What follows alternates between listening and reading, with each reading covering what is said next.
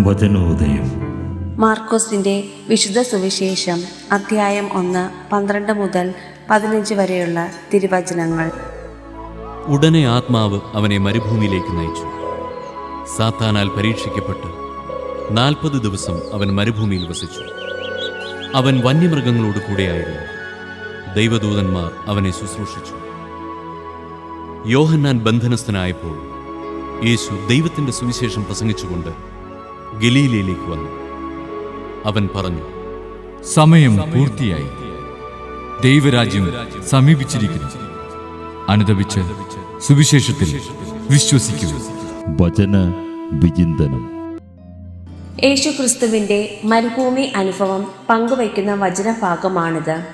ഈ മരുഭൂമി അനുഭവം ഇസ്രായേലർ മരുഭൂമിയിൽ നേരിട്ട 40 വർഷങ്ങളെയും പരീക്ഷണങ്ങളെയും പ്രതിധ്വനിപ്പിക്കുന്നു.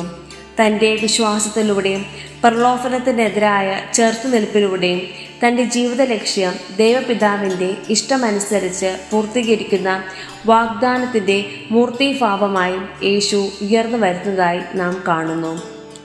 അതായത് പാപത്തിൽ നിന്നും സ്വാർത്ഥതയിൽ നിന്നും പിന്തിരിഞ്ഞ് ദൈവേഷ്ടവുമായി പൊരുത്തപ്പെടുന്ന ഒരു പുതിയ ജീവിത രീതി സ്വീകരിക്കുവാൻ യേശു മാതൃക കാട്ടുന്നു. പരീക്ഷണങ്ങളും പ്രലോഭനങ്ങളും ക്രിസ്തീയ ജീവിതയാത്രയുടെ ഭാഗമാണെന്നും ദൈവത്തിൻ്റെ വചനത്തിൽ ആശ്രയിക്കുന്നതിലൂടെയും അനുസരണയിലൂടെയുമാണ് പ്രലോഭനങ്ങളെ അതിജീവിക്കുവാനും വെല്ലുവിളികളെ മറികടക്കാനും സാധിക്കുന്നത് എന്നുമാണ് ഈ വചനത്തിലൂടെ യേശു നമ്മെ പഠിപ്പിക്കുന്നത്. പ്രലോഭനങ്ങളെ അതിജീവിച്ച് പുറത്തു വന്ന് യേശു പറയുന്നത്, സമയം പൂർത്തിയായി, ദൈവരാജ്യം സമീപിച്ചിരിക്കുന്നു, മാനസാന്തരപ്പെടുവിൻ, സുവിശേഷത്തിൽ വിശ്വസിക്കുവിൻ എന്നാണ്. അതിനാൽ സ്വാർത്ഥമായ വഴികളിൽ നിന്ന് പിന്തിരിഞ്ഞ് സുവിശേഷത്തിൻ്റെ ശക്തിയിൽ വിശ്വസിച്ച് നടന്നു നീങ്ങാം.